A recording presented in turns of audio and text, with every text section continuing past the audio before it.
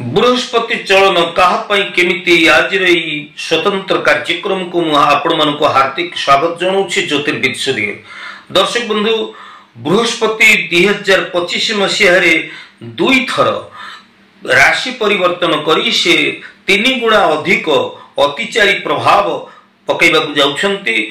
आमे जानिछे दर्शक बंधु जे बृहस्पति ग्रह गोटे राशि 13 मास अवस्थान करती। तेबे 13 मास अवधि भितर से आमको आमर शुभाशुभ फल आम राशि प्रदान करिथांती। तेबे मिथुन राशि व्यक्ति विशेष आपण माने जानती जे वर्तमान वृष राशि रे बृहस्पति रहिचंती जे 15 मई 2025 रे मिथुन राशि को आसीबे एवं 19 अक्टोबर 2025 रे मिथुन राशि को छाड़ी कर्कट राशि को जिबे पुनर्बार 11 नवेम्बर 2025 रे कर्कट राशि रे बकरी हे जिबे एवं 4 डिसेम्बर 2025 रे पुनर्बार मिथुन राशि को प्रत्यावर्तन करिवे। तेणु एठी मिथुन रु कर्कट कर्कट रु पुणी मिथुन एई प्रकार दुई थर वर्षक भितरे बृहस्पति गोटे राशि रु आ गोटे राशि को एई भली दुई थर से परिवर्तन राशि परिवर्तन करिवे। तेणु 2025 मसीह रे सामग्रिक भाव रे जदि आमे लक्ष्य करिबा बृहस्पति ग्रह मिथुन राशि की क्यों प्रकार फल प्रदान करिबा जाउछंती एई उपरे आज रे विशेष उपस्थापना। तेबे आमे जानिछ दर्शक बंधु जे जीवे द्वितीय धन धान्य भोगी सुतार्थ लाभ नवपंचके सुजामित्र संस्थे विपुलांच लक्ष्मी चैकादेश सर्व शुभम फलम ददात। यार माने होची द्वितीय भाव रे पंचम भाव रे नवम भाव रे एकादश भाव रे बृहस्पति अत्यंत शुभ फल प्रदान करिथांती। तेबे स्वभाव रे निज राशि रे जेतबेले आमे जानुचे जे बृहस्पति वर्तमान रहिचंती वृष राशि से मिथुन राशि के आसीबे आपनकर स्व राशि को आसीबे। मिथुन राशि रे सप्तम एवं दशम भाव रो मालिक ग्रह होचंती बृहस्पति एवं ए बृहस्पति आपनकर निज राशि को आसुचंती। निज राशि को आसिक बृहस्पति पंचम सप्तम नवम भाव को से तांकर दृष्टि निक्षेप करुछंती। सप्तम भाव आमे दाम्पत्य जीवन कथा विचार को नहीं था। दशम भाव आपनकर कर्म क्षेत्र कथा को आमे विचार को नौ।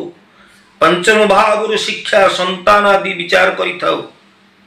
नवम भाव आपनकर भाग्य कथा आमे विचार करू। आपनकर धर्मीय भावना आध्यात्मिक चेतना संपर्क आमे विचार करू। तेणु ये बृहस्पति ग्रहण कर चलन एवं यह आपण राशि रे चलन करी जो सब शुभ स्थिति रे शुभ ग्रह शुभ भाव गुड़िक ऊपर तांकर दृष्टि निक्षेप यार प्रभाव रे शिक्षा क्षेत्र रे वर्ष शिक्षार्थी माने बृहस्पति ग्रहण को द्वारा अत्यंत शुभ फल प्राप्त हेबे। दाम्पत्य जीवन रे आपनकर मधुरता आसीबो। दाम्पत्य जीवन आपनकर प्रीतिपूर्ण हबो।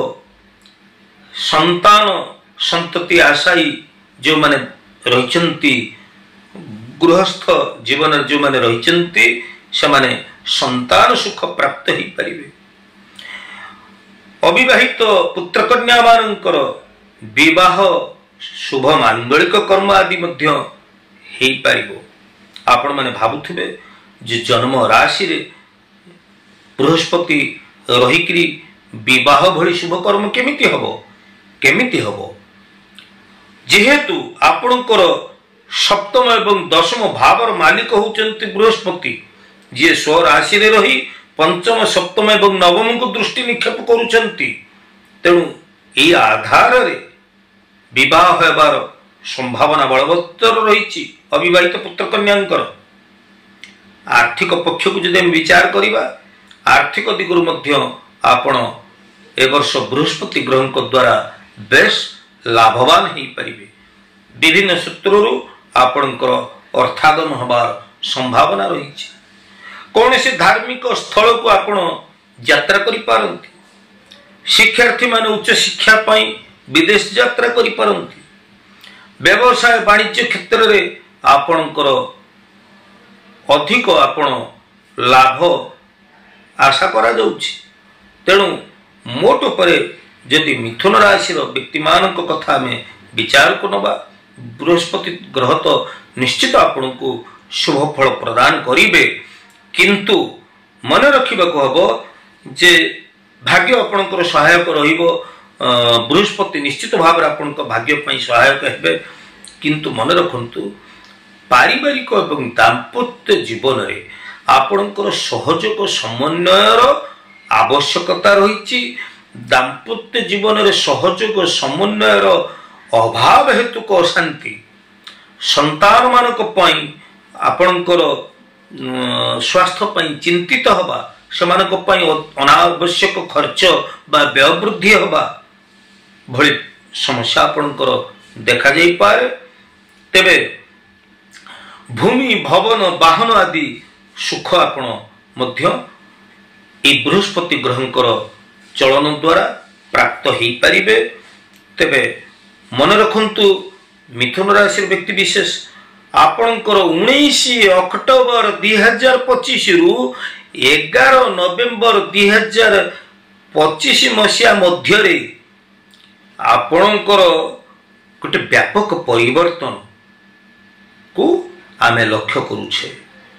एई समय भितरे आपण गोटे भलो गोटे उत्कर्षता बा भलो सफलता आपण अर्जन करिवार जोग बलवत्तर अछि। तेबे मिथुन राशि व्यक्ति विशेष बृहस्पति ग्रहंकर प्रभाव आपण राशि उपरे 2025 मसीह केमती रहिबो एई संपर्क रे आज रे उपस्थापनाटी आपण को केमती लागिला निश्चित भाव रे आपणकर सुचिंतित मतामत देबे। जदि मोर वीडियो आपण मानको पई उपादेय ही परछि बोली भाबुचंती निश्चित भाव रे भलो लागुथिले नुआ करी विजिट करथिले आपण सब्सक्राइब टे करिवे, लाइक करिवे एवं मोर वीडियो को आपण माने आपण मानकर प्रिय परिजन पई बहुल परिमाणे शेयर करिवे। आज तो समय ही जेछि, पुणी आमे परवर्ती अध्याय देखाबो। से पर्यंत मु विदाय नउछि ज्योतिर्विद सुदे। जय जगन्नाथ।